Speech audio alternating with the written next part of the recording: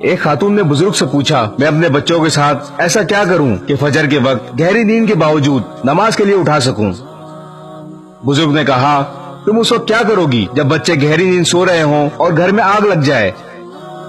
खातून ने कहा, मैं उन्हें जगाऊंगी। बुजुर्ग ने कहा, उनकी नींद गहरी होगी और वो ना उठे तो। खातून ने कहा, अल्लाह की कसम, मैं उन्हें गर्दनों से पकड़कर घसीटते हुए आग से बचाकर ले जाऊंगी। तब बुजुर्ग ने जवाब दिया, अगर तुम उन्हें दुनिया की आग से बचाने के लिए ये करोगी तो फिर जहन्नुम की आग से बचाने के लिए भी ऐसा ही करो। हम दुनिया की फिक्र में आखिरत भुला देते हैं।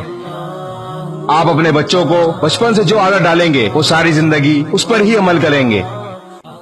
स्कूल से पहले बच्चों को नमाज के लिए उठाएं।